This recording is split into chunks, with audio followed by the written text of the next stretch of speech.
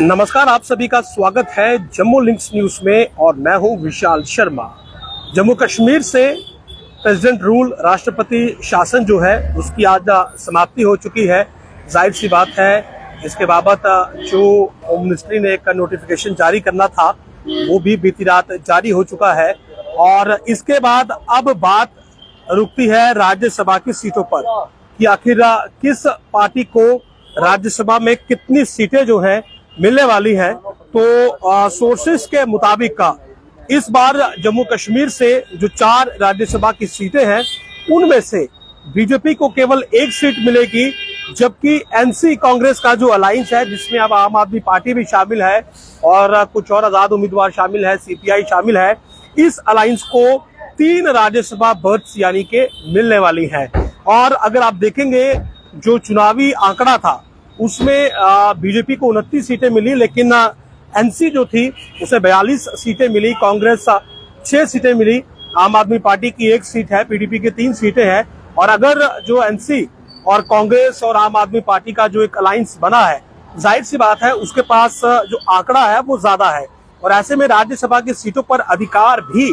कहीं ना कहीं एनसी लेड जो अलायंस है उसका ज्यादा बनता है, दावेदारी उनकी ज्यादा बनती है। और इसी अकॉर्डिंगली जो भी तमाम अटकलें थी कि बीजेपी को शायद 2 सीटें मिले, तो फिलहाल सोर्सेस के हवाले से ये खबर आ रही है कि ओथ सेरेमनी के बाद राज्यसभा की सीटों पर फैसला होगा और जैसे ही एमएलएस की ये ओथ सेरेमनी होगी, शपथ ग्रहण समारोह होगा, तो उसके बाद इलेक्शन कमीशन की ओर से एक नोटिफिकेशन जो है वो जारी किया जाएगा राज्यसभा की सीटों को लेकर और उसमें बीजेपी को राज्यसभा की 1 सीट से ही संतोष करना पड़ेगा और जो एनसी लेड अलायंस है उसे इसमें 3 सीटें मिलती हुई नजर आ रही हैं, यानी कि जो एनसी एंड ग्रुप है अलायंस का उसे 3 सीटें जो है वो इस बार मिल सकती है। जाहिर सी बात है कि जिस हिसाब का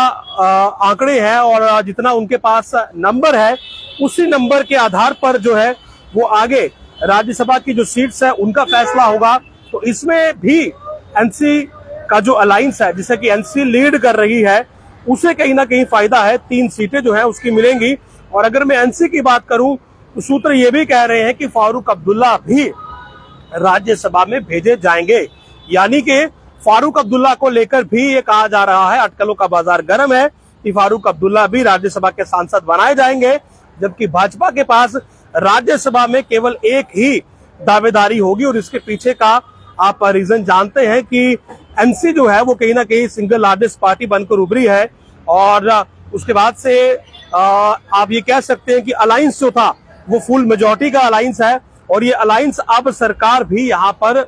बना रहा है और ओथ सेरेमनी भी आगामी बुधवार को हो सकती है, ऐसी संभावना है। और ऐसे में राज्यसभा की सीटों को लेकर अटकलें बहुत तेज हैं और इन्हीं अटकलों के बीच अब सूत्रों के हवाले से ये खबर है कि बीजेपी को राज्यसभा की केवल 1 सीट से संतोष करना पड़ेगा, जबकि एनसी लेड जो अलायंस है उसके पास 3 सीटें जो है वो जाएंगी। और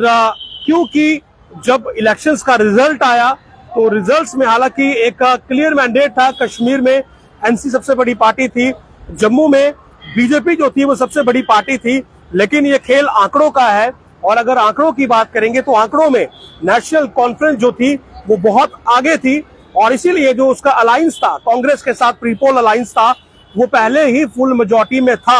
और अब क्योंकि उनकी सरकार बन रही है और उनके पास बाहरी समर्थन भी है, तो इन तमाम चीजों के बीच अब यही खबर सामने आई है कि बीजेपी को राज्यसभा में केवल 1 ही सीट जो है वो मिलने वाली है और एनसी को जो है वो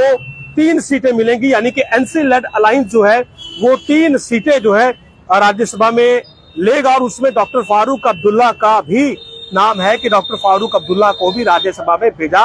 जा सकता है। तो फिलहाल चुनावी माहौल में और क्योंकि अब गवर्नमेंट फॉर्मेशन की ओर हम लगातार आगे बढ़ रहे हैं, प्रेसिडेंट रूल जो था वो विड्रॉ हो गया और अब जो लीगल प्रोसेस था, जो डॉक्यूमेंट्स उमर अब्दुल्ला ने एलजी के समक्ष रखे थे वो दिल्ली गए, राष्ट्रपति भवन गए, वहां से गृह मंत्रालय गए और वहां से अब नोटिफिकेशन जारी हुआ कि जो प्रेसिडेंट रूल है उसे विड्रॉ कीजिए। और प्रेसिडेंट रूल के विड्रॉल के साथ ही अब यहाँ पर गवर्नमेंट फॉर्मेशन यानी कि ओथ सेरेमनी की ओर जो है वो कार्यक्रम आगे बढ़ेगा और संभावना है कि बुधवार को शपथ ग्रहण समारोह जो है